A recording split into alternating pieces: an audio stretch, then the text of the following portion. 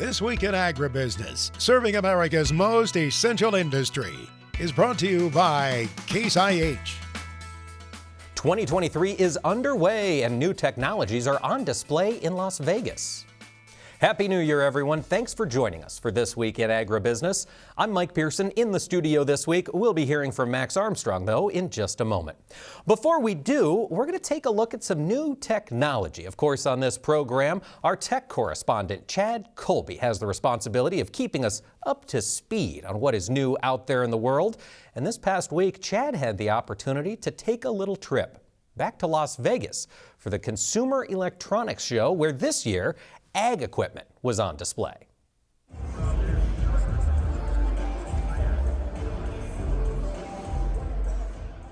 You're absolutely right, Mike. The Consumer Electronics Show, or CES as it's called, kicked off this past week in Las Vegas. It's one of my favorites for the obvious reason. So much technology.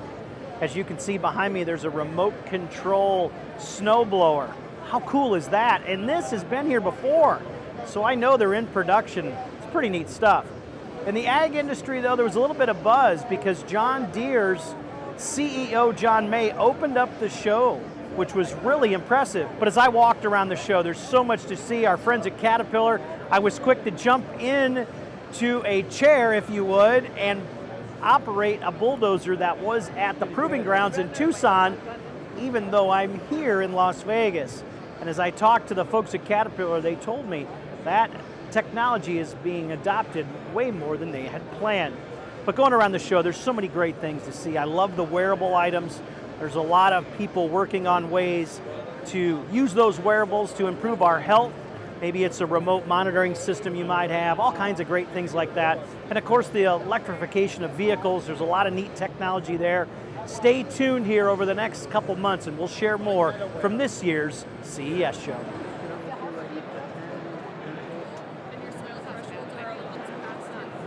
Well, thank you, Chad. And folks, stay tuned. We'll have more from Chad later on in the program in his tech segment, and this week's is illuminating. In the meantime, however, we've still got action happening in Washington, D.C. Just before the new year, the Biden administration released a new Waters of the U.S. rule. Joining us now to discuss it is Mary Thomas Hart. She's the chief counsel for the National Cattlemen's Beef Association. And Mary Thomas, why does the ag industry care about this Waters of the U.S. rule?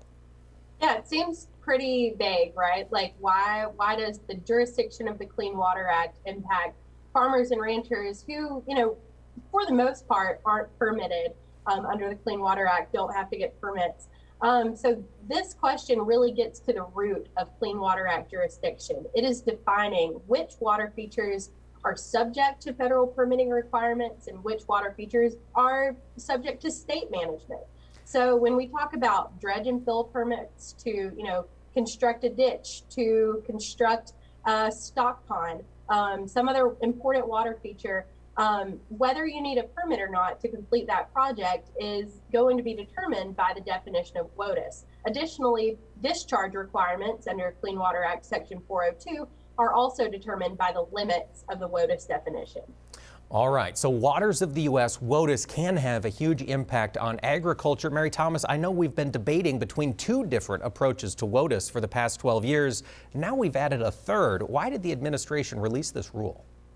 Yeah, it's been a pretty complex back and forth between administrations. We saw the pendulum swing to the extreme in 2015 when the Obama rule issued its regulatory definition of WOTUS. And that rule, in an attempt to provide regulatory certainty and clarity to landowners, just regulated everything, right? It said, you don't have to worry about what's in and what's out because everything is in. Everything is subject to federal jurisdiction. Even those ephemeral features that only carry water after a precipitation event, even isolated features, and a lot of really important agricultural features are going to be subject to federal jurisdiction. Now, the Trump rule, the Trump administration tried to pull some of that back and clearly excluded ephemeral features and isolated features from regulation.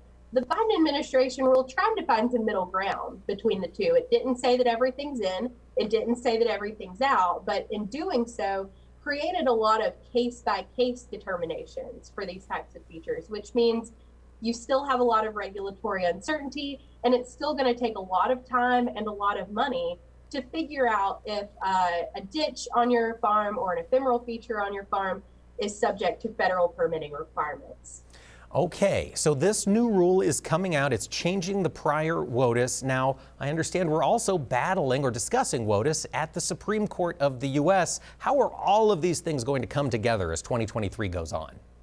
Great question. And I think, one of the most concerning things about this final rule is that it is an attempt to kind of get ahead of the Supreme Court. The Supreme Court heard oral arguments in Sackett versus EPA back in October, and it's the Supreme Court's fourth attempt to directly consider the definition of WOTUS. For 6 out of the 9 justices on the bench, it's their first time considering the definition of WOTUS. And I think the consensus from those oral arguments is that they're really tired of the confusion that was created by the significant nexus standard, the relative permanent standard, the varying opinions that came out of the 2005 Rapanos case. And I think that group of 6, regardless of where they are on the political spectrum, is looking for something new, a new way to define WOTUS. And if that's what happens, if that's what we get out of the Sackett opinion, then the agencies are going to have to go back to the drawing board.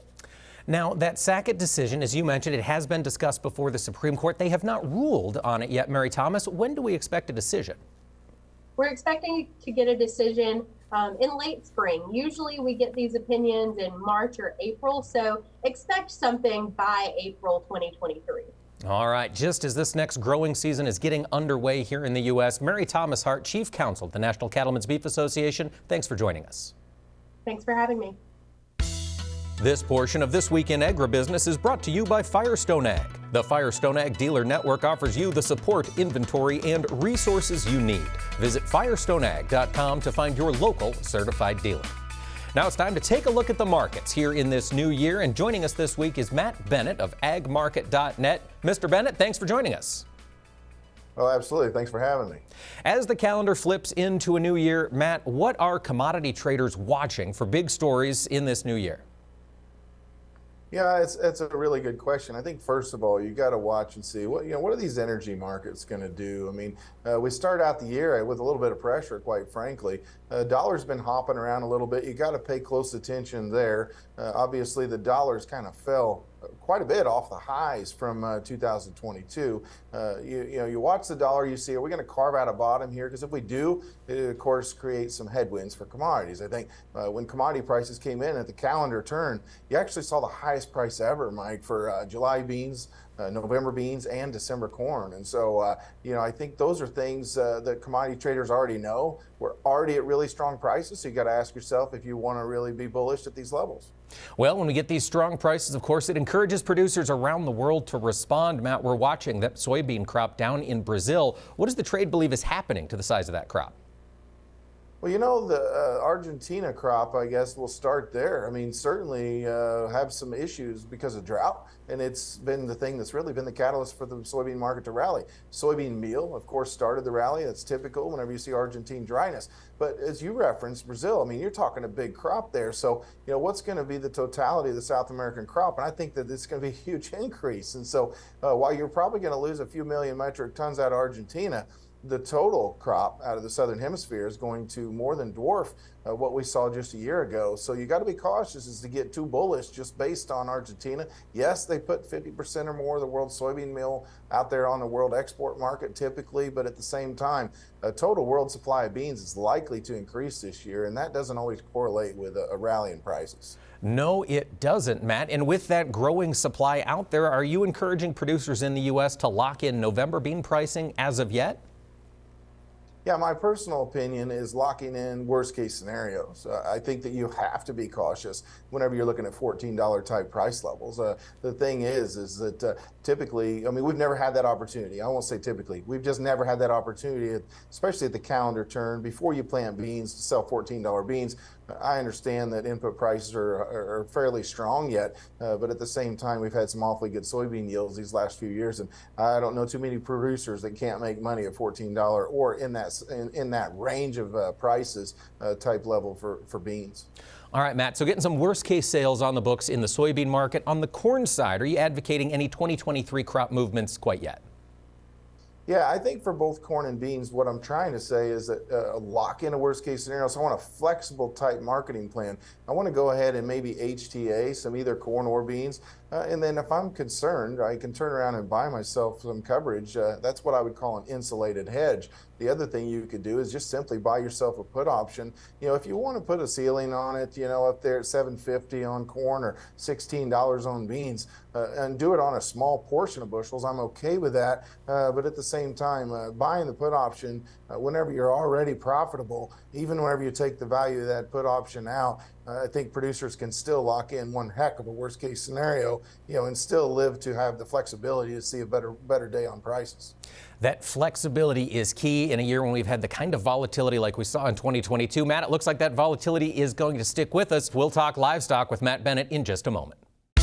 This portion of This Week in Agribusiness is brought to you by Firestone Ag. Harvey Firestone invented the first pneumatic farm tire, forever changing what it means to farm hard. Visit firestoneag.com to learn more about this history and tire solutions for today. We're back talking markets with Matt Bennett of agmarket.net. And Matt, as we look ahead to this next week, USDA will be releasing their first supply and demand estimates report for 2023. What are you expecting to see? Yeah, I'll tell you, Mike, there's a wealth of information coming out. You know, typically you see some limit move possibilities. Why would you see that? Well, you get your final yield, you get updates in demand, and of course you get your carryouts. And so the other thing that you got to pay close attention to is quarterly stocks numbers are going to be coming out. You know, and so there's a lot of question marks as well as South American production. But I guess I'm a little bit concerned. I don't think you'll see an adjustment as far as corn usage for ethanol in this report. But at this point, due to margins looking how they are, I think that that's coming on down the pipe. I think you could see a little bit of an adjustment as far as exports are concerned. But I tell you, I'm not so convinced the yields are going to stay the same. You take the yield up in November after a couple months of a drop, as far as corn is concerned, and I've got to think that there's a chance we could see another increase in January. Nothing extravagant, but if you start taking that carryout up a couple 100 million bushels or 100 million bushels, whatever it is, obviously that's what you got to carry into next year. And talking big acreage right now, the landscape could change quite a bit here over the next few days. It certainly could, Matt. You mentioned that potential for ethanol demand going down. You're seeing those margins compress. Export demand, as you look out to 2023 on the corn side, what do you anticipate? You know, I haven't lost total hope just yet, Mike. I think, you know, whenever you look, for instance, at China, they're definitely using more corn than what they're producing. Several years in a row, we've seen that. I've got to think that there's the potential they'll step in and buy some corn. Obviously, Ukraine didn't have near the crop they were hoping to have, and they were obviously knew that their crop wasn't going to be all that big to begin with. Brazil's really not going to be in the export market much over the next 3 or 4 months, and so I've got to think there's a window here where a lot of this world market share should come to the U.S. And so my hope is that we see some exports pick up, but at the same time, I'm still quite concerned that we're not going to be able to keep pace with what the USDA goal is. That is a struggle. It's certainly been top of mind for exporters here this past year. Bringing the focus to the protein market, Matt Bennett, we have seen a rally develop to start the year in the cattle market, particularly in feeder cattle. What's developing there? Well, talk to anybody trying to buy feeders, and in the real world, it's hard to get them bought. You know, $200 feeders are kind of common for a lot of folks and above. And so whenever you look at this feeder cattle market, it's definitely on fire. The whole thing with cattle, we all understand that we've lost a few numbers. There's no question about it. The areas that had the worst crop this year in the Western Corn Belt, of course, areas that are very rich in cattle numbers. That's where most of our cattle are. And so, you know, you've seen basically some of these folks have to liquidate. And unfortunately, cattle numbers continuing lower like they are at a time when demand's still quite strong. I've got to think if this equities market doesn't back off, you could be looking at some awfully strong prices. You're already in the 160s out in the third and fourth quarter, and I'm not so sure that you might put another $10 to $15 on there sometime this calendar year. So I think cattle is probably my best story as far as a bull market for 2023. So just to reiterate there, Matt, you're thinking $10 to $15 on the live cattle price in the third, fourth quarter 2023? I think it's a definite possibility. If you saw $175 fats, Mike, I wouldn't be shocked one bit. I think it's a certain possibility whenever you see the numbers where they're at. Now, as you know, the equities markets can play into this pretty heavily. You know, if the consumer still feels pretty good about going out to eat and spend $150 on you and your wife or you and your husband going out to get something to eat, you know, the bottom line is you're still going to have strong cattle demand, and I can't get too down on prices right now. All right, good news for those cattle feeders out there in the countryside. We've been talking with Matt Bennett of agmarket.net. Chad Colby's look at agriculture technology comes your way next, brought to you by the IBM Watson Decision Platform, combining AI with Internet of Things data to help agribusiness increase yields, improve quality, and drive sustainability. Every winter, I know the cold is going to come, but what catches me by surprise is the darkness. It gets dark so early in the wintertime, it makes working outside a bit of a chore. Well, in this week's tech segment, Chad Colby has a new tool for us that might make that outside work a little more bearable. Maybe you've got some great holiday gifts. For me, I've got to show you one that I put on and tried and went, we're talking about this on the tech segment this week. Folks, I got a new light from Milwaukee. Now, when you see it, it's a little unorthodox. In the past, we've talked about lights that go on our foreheads, and they work pretty good. To be honest with you, though, for me personally, they annoyed me because when I would turn my head, I would lose that light. And I also, typically, I've got a ball cap on, and I didn't care for that. This light's design, as you can see right here, it's got the lithium-ion battery. It clips right in here in the back. But the way it works is it's designed to go right here. And as you can tell walking outside with this light, this thing is really bright. I love the adjustability of it. You can actually take these two things in the front here. You can move them up and down right here, as you can see. For me personally, though, I loved having my hands free, my head without a light on it, and if I rotated left to right, I still had plenty of light, and the light didn't move with me, which I really, really liked. As far as how long this thing lasts, I don't know. The box, when you read the back of it, it says as much as 8 hours of runtime. I don't know if it'll go that much. It does have a setting in here where you can dim it up and down, and of course, it does come with the charging cable as well. Another great new tool, and as I looked online and noticed, this thing just came out. So a great holiday gift I got might be something you might use on your farm or ranch. For This Week in Agribusiness, I'm Chad Colby. Well, thank you, Chad. Really appreciate the insight there. That looks like that would be vital, particularly if you're moving snow after dark. Well, if you want to know if snow is in your forecast, stay with us. Later on in the program, Greg Solier will give us his outlook for the week ahead.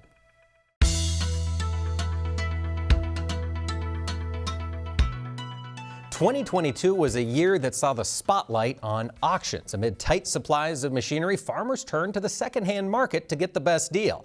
Max Armstrong joins us now with a look at how those auction companies are preparing for 23. Mike, we wanted to check in with Mr. Big Iron this weekend to see what's happening at Big Iron Auctions. And Sullivan Auctions joining us here is Mark Stock. Have you brought those families together already now?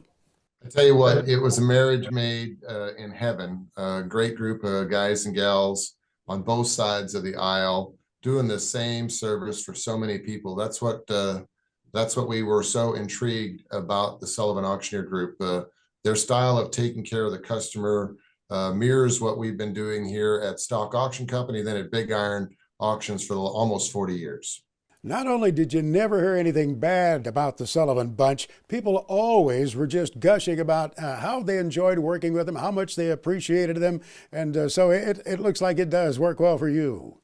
Class act all the way around, and of course our reps and the Sullivan reps, we're having our big convention coming up together, so we're truly better together as one group offering the best of the auction service for selling machinery and land to all of these ag producers and investors across North America.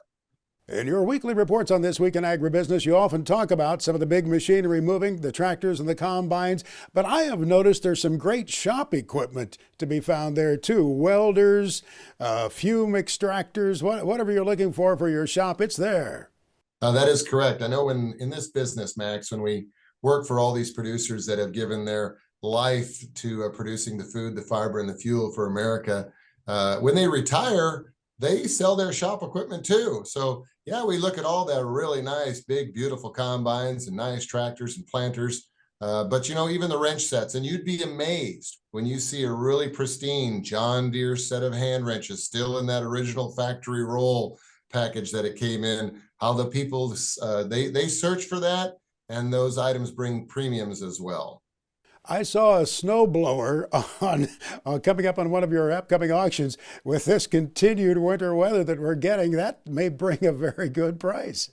It will. And in fact, the auction that we had this past week, there was a little case tractor that had a front mount snowblower that sold for, I believe, $2,200. But, there's a wide variety in addition to the shop equipment and the snow blowers. We have a lot of livestock handling equipment, head gates and squeeze chutes. We sell boats, we sell motorcycles. Well, we sell golf carts on the Big Iron website. So it truly is something for everyone. We have the big four-wheel drive tractors, and we have the little acreage tractors and these lawn mowing machines, commercial grasshopper lawnmowers, Husqvarna's, every brand you can think of. They sell on the bigiron.com site because that's what Americans have. And when they retire or when they need room in their garage or in their shop for something new that they purchase because they're no longer going to use something that they haven't used for a year or two, that's where Big Iron really comes in to help. What about grain trailers? How's the demand for those right now? Well, they're bringing more money than purchased new. In fact, we just sold a couple grain trailers, 2020 model machines that brought $6,000 more than what the buyer paid for them, brand spanking new. But, the waiting list to get a lot of this equipment still is prevalent. I mean, there's still a little bit of shortage in supply chains, and that is causing a little bit of a delay in getting the new equipment. So that's why these auction prices are still holding very well.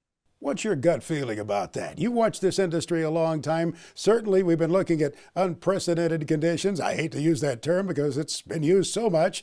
But what do you think? When are the values going to start to show a little bit of softness in the used equipment? Do you have any idea? Well, I think the first half of this year is still going to be good because what most farmers do is they defer a lot of their previous year's income into the next year's just to control their tax situation. So we're already seeing a lot of interest and activity in some of the equipment that is being offered for these first few sales here in January. But, commodity prices are still good. We see good cattle prices. We see hogs have been selling well with good prices here. So I think the demand is still there for this good quality equipment. Remember, Max, when somebody retires, somebody picks up those additional acres. And in order to cover those additional acres, they got to do it with manpower or bigger machinery. And there's a stat out there that your typical farmer in America buys and or sells at least 4 items every calendar year. So one year it may be a combine and a corn head and a flex head. Next year might be a tractor and a planter. Maybe it's a sprayer. Every year there's 4 items changing hands on a farmer's place. So that's why there will always be good demand for good quality, well cared for, well-maintained machinery. What's the best way to go about trying to set up selling on Big Iron? Do you talk to one of your representatives? Do they go to the website? How do you recommend that? Well, you can go to our website, and there you can fill out an application or an email that sends in that notifies your area rep if you don't know your area rep personally, or you can call us because we've got a number there posted as well. But that rep then comes out to meet with the person that wants to sell that equipment. And then they develop a program that is catered around what their goals and their desires are. Every situation is a little different. I know a lot of people say, when's the best time to sell? But Max, with the internet right now, and with the number of bidders and buyers on our website that cross all of America, when planters are rolling in Texas in February and March, some of those planters then get sold back in May and June when they're being run in other parts of the country. So the internet has equalized everything across the nation in terms of when's the best time for it to sell. The best time to sell is when you want it gone. Those reps of yours are good folks. I've met some of them. They're just real nice people. Hey, Mark Stock, thank you. Let's do this again in a few weeks. Hey, appreciate that, Max. Thank you. Thank you, Max, for that update. And folks, stay with us. When This Week in Agribusiness returns, we'll talk with Bill Northey of the Iowa Agribusiness Association. This Week in Agribusiness, serving America's most essential industry, is brought to you by Case IH. Welcome back to This Week in Agribusiness. Thanks for making us a part of your week. And this past week has been an interesting one in Washington, D.C. The new Congress moved to D.C. to get underway, but in the House of Representatives, Republicans have been struggling to find a majority leader. And that is important in order for the House action to move forward. Well, what does this mean for agriculture? What does it mean for farm policy? And what does it mean as 2023 is a Farm Bill year? Well, Max had a chance to catch up with a friend of ours with lots of experience in D.C. Well, Mike, I wanted to check with an old friend of ours, somebody you know well, and I've been privileged to know for quite some time, Bill Northey, former U.S. Department of Agriculture official, former Secretary of Agriculture in Iowa, now the Chief Executive Officer of the Agribusiness Association of Iowa. Bill, Happy New Year to you. Happy New Year, Max. Great to be with you. We know you must have many things going on in the state of Iowa that you watch closely, but having served at USDA in Washington, I wanted to get your view of that malaise that we've watched on Capitol Hill. Do we have to worry about things piling up and not getting done as far as ag is concerned? I think we do. This shows a tension within the Republican conference out there, but those create tensions between the two parties as well, and a farm bill. Certainly that's one of the things we all think about now is a farm bill that right now is due to run out in September. A farm bill takes a bipartisan support. It takes Republicans coming together, but it takes Republicans and Democrats coming together. We have a lot of work to do before that, hearings, agreeing on policy, even balancing ag versus feeding programs, and all those things take folks getting along. What we're seeing right now is folks not getting along.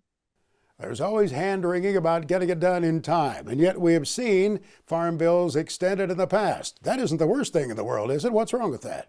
No, it's not the worst thing in the world, and sometimes when you get right down to it, it's better than a bad farm bill, for sure. And so I think there'd be an awful lot of folks that would say it's not at all unlikely to see an extension this time. But I think even to make it work down the road, it takes effort now to try and get it done, if possible, in the shorter period of time. And it'd sure be nice to be able to get it done in 2023, because you have elections, you have other turmoils, and it's better to have a bird in the hand. There are so many new faces on Capitol Hill. There's going to be some schooling necessary. The lobbyists will have their hands full, won't they? They will. There's a tremendous number of new faces. An awful lot of the folks on both sides of the chambers, both in the Senate and the House, and both in the Republican and Democrat Party, have not dealt with a farm bill before, and especially in the House side. A large number have, and of course, when that happens, you do have some holdover staff that have dealt with it and are now working for new members, but you also have new staff that haven't been a part of it. A farm bill is, a thick document that has a lot of discussion and a lot of issues, and can be a real challenge to put together. It's not just something you and I sit on the back bench of a pickup or something and hash it out in 15 minutes. And the final moment remaining here in your state of Iowa. Among the things you're working on, concentrating on at the moment, what's at the top of the list, Bill? Well, certainly our folks are wanting to make sure the transportation system gets going and those kinds of things. For a farm bill, people are paying attention to risk management tools. Sustainability is on everybody's plate right now. What's that mean? And what will that mean for markets down the road too? So all those things are impacted by farm bills and by federal policy, and certainly important to the members of Agribusiness Association of Iowa. Well, we hope to visit with you again soon and at greater length, maybe on a more regular basis. I've been a little bit slack on that, I guess you'd say. I pledge to do better. It's great to see you again, Bill. Great to see you, Max. Thank you. Bill Northey, Chief Executive Officer of the Agribusiness Association of Iowa. Mike? Thank you, Max, and thank you, Bill, for that update on how this could play out over the year. It certainly seems like 2023's politics are going to be interesting. Greg Solier now brings us his farm weather forecast for the week ahead, presented by Pivot Bio Proven 40. Predictable, productive, weatherproof. Turn to a better nitrogen. Turn to Pivot Bio Proven 40. Learn more at pivotbio.com. Well, it's time to take a look at the weather. Meteorologist Greg Solier joins us now. And Greg, for the past 3 years, we've been talking about La Nina and its impact on American weather. I understand it's still having an impact, isn't it? It certainly is, but kind of in a fading sign and stage right now. And that might be the trip off, an indication of why we've come up with these prolific moisture-making storms across the West, one after another over the past week to 10 days. And we'll see a bit of a northward movement on some of this substantial substantial moisture as well as the week wears on. And just a parade of features out there. So enjoy it while you may. From a moisture gain standpoint, it's been too much and too often in some of these mountain areas with runoff and snow melt at the same time. Very high snow levels across the Cascades and down into the Sierra Range. So here's a system anchored across coastal sections. It'll send from time to time disturbances west to east. The cold Arctic air of Christmas time, boy, that was a rude awakening, has been basically eradicated for now. It shows up in the maps and charts here as we get deeper into the month of January. Another piece of energy, the main body of the storm, still offshore into the Pacific, almost a hurricane type setup. It's circulation spinning out there. So more rain, northern California into Washington State, higher elevation snow and substantial of that. And a little piece of this energy will break off in another round of snow where the snow is thick and cumbersome across Big Sky, across the Dakotas and in through the upper Midwest. Here's a southern reflection from that storm across areas of the central and southern Pacific. It's still La Nina, but again, weakening right now. So the atmosphere is ramping on up. And again, another little piece of energy making its way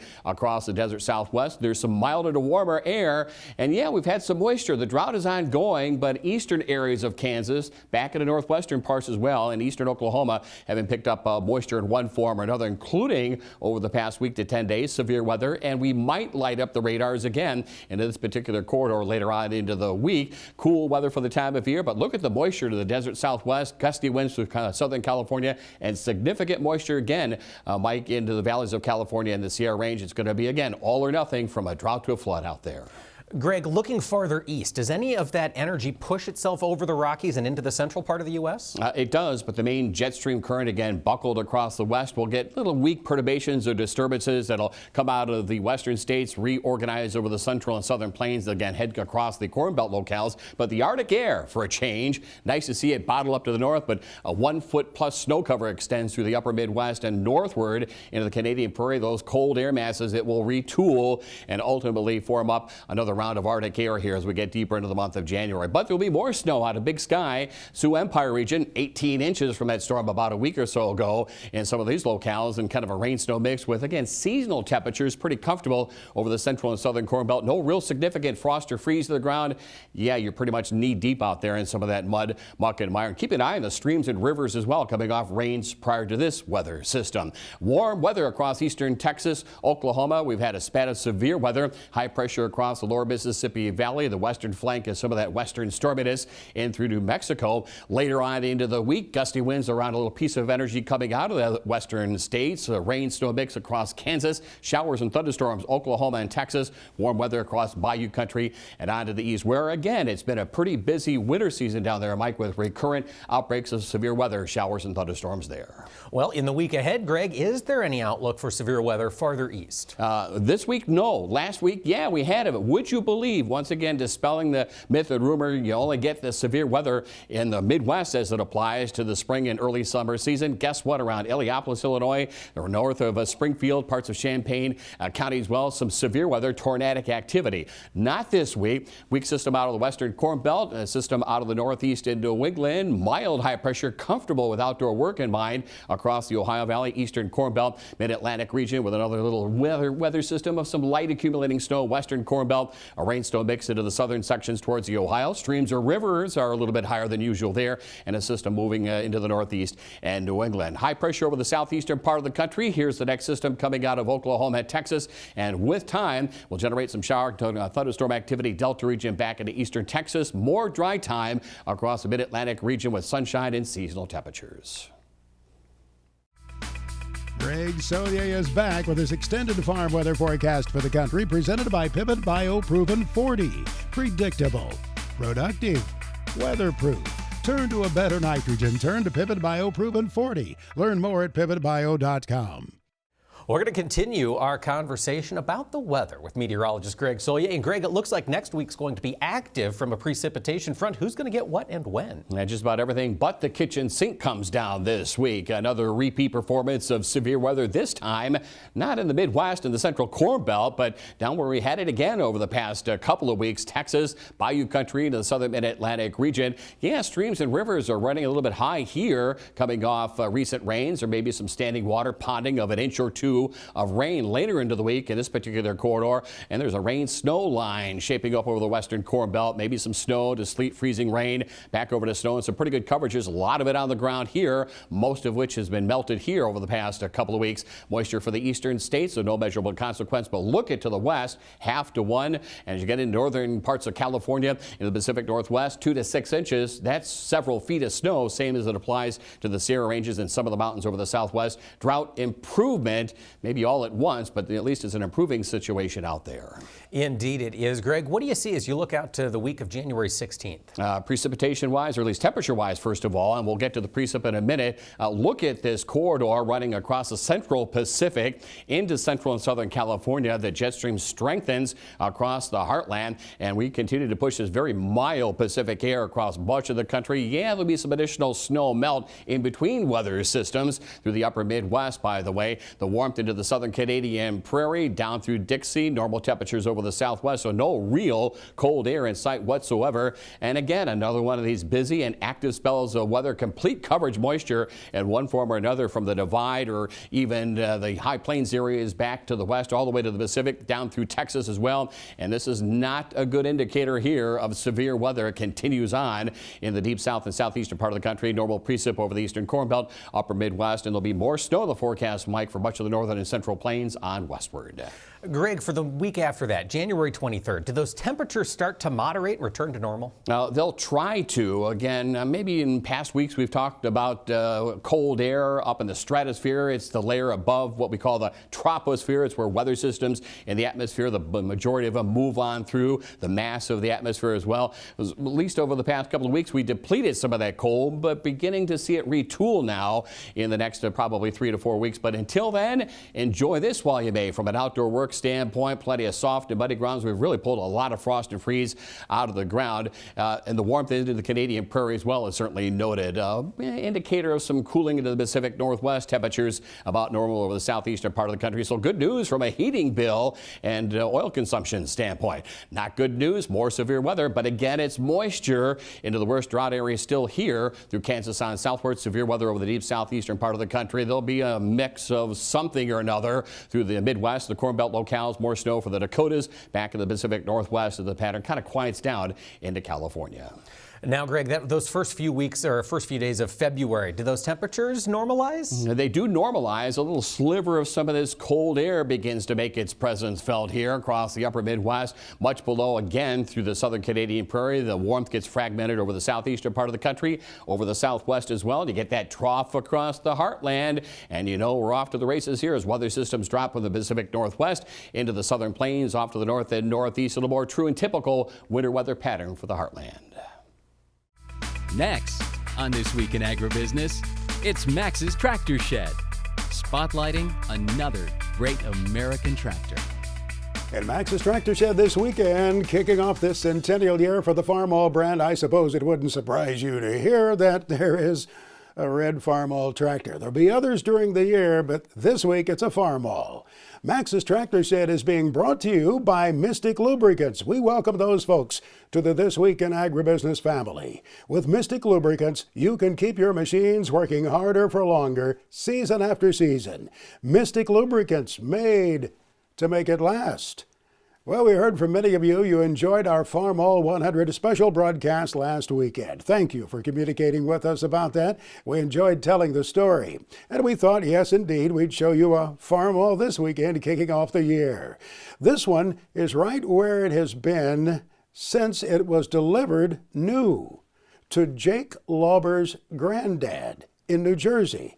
Jake Lauber is farming there a little bit east of eastern Pennsylvania, just a little bit east of the Delaware River, maybe an hour and a half out of New York City, and has this Super M that his grandfather bought new. Look at that restoration. Why, that's a blue ribbon restoration. You can see the ribbon hanging on the grill there from the local county fair. Now, I don't know if you can see this or not, but back over the belt pulley, back there behind the Super M, I saw green. And Jake confided in me, yes, he restores green tractors too, along with the red ones there. Oh, you need to see this. Look at those front tires. Those are original.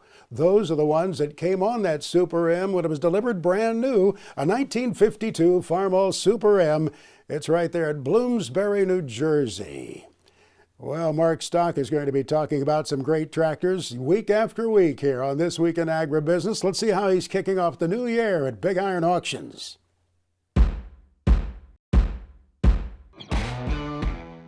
Well, Max, in addition to all the machinery and the land that sells on Big Iron, we are also selling livestock. And on January the 10th, you have an opportunity to buy some outstanding bred heifers and cow calves on BigIron.com. Animals are represented by the owners located all across the Midwest. They sell to the highest bidder with no reserve. And as we kick off 2023, Max, Sullivan Auctioneers will be conducting several land sales. On Thursday, January the 12th, 120 acres will sell in Stoddard County, Missouri for the Crandall family. 145.3 acres will sell on the same day for the Wybrandt family in McDonough County, Illinois. They've also got 455 acres selling in 4 tracts for the Rooney Farm Properties South LLC, land located in Pike County, Illinois. Now, BigIron.com will be selling some real estate also. January the 17th, Kenny Windfall Farms out of Wayne County, Nebraska will be selling some real estate. The Wanda Sullivan Estate will be selling some land the end of January in York County, Nebraska. Land is still a very hot commodity as we're still seeing record activity, bidders and buyers from all across the country, and high selling prices continue in 2023. So contact your area Sullivan Auctioneer rep or your Big Iron rep, or go to our website, sullivanauctioneers.com and BigIron.com.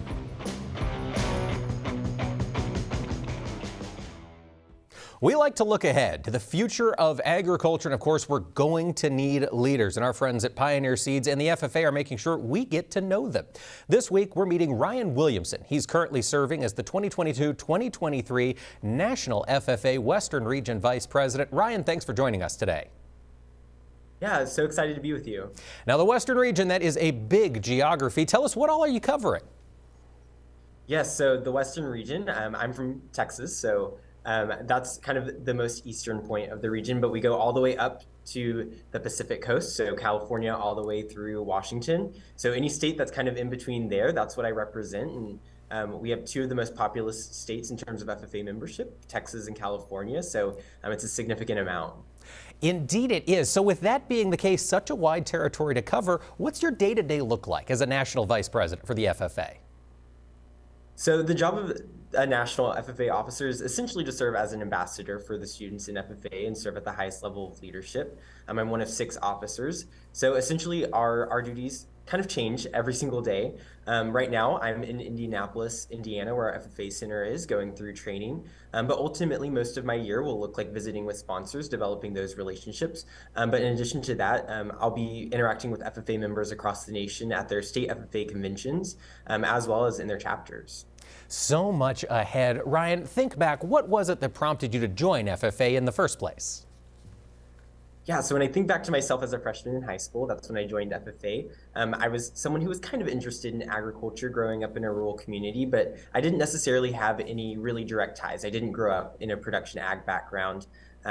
So I was interested in it. I joined my ag class, and my ag teacher on the very first day of school asked if I wanted to be on one of our leadership development teams. And so that really sparked my interest. I joined it, and from then I just really loved the opportunities for personal growth, developing my speech skills and all of the different ways that it prepared me for careers in this next phase of life that I'm entering right now. So definitely it's just been a wonderful journey of learning about myself and learning about agriculture in the process. What a fantastic opportunity, and FFA offers that to students across the country. Folks, we've been talking with Ryan Williamson, National FFA Western Region Vice President. Ryan, thanks for joining us. Thank you so much.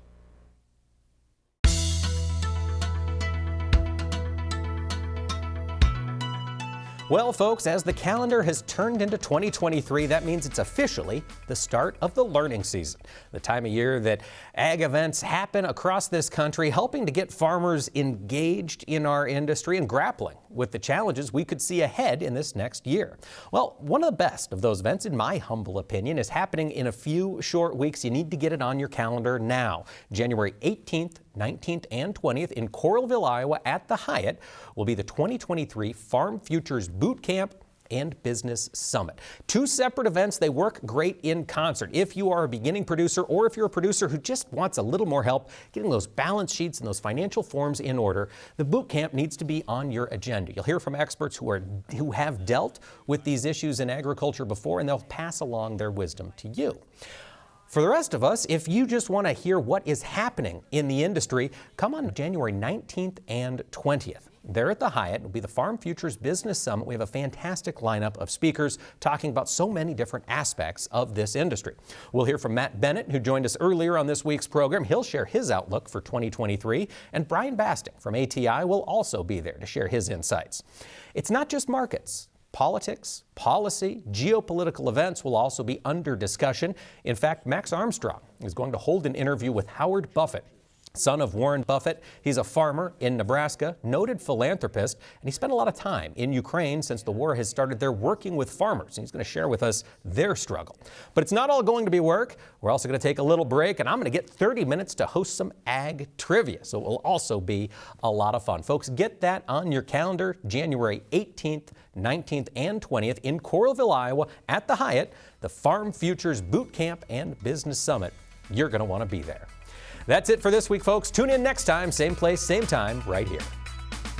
This Week in Agribusiness is brought to you by Case IH.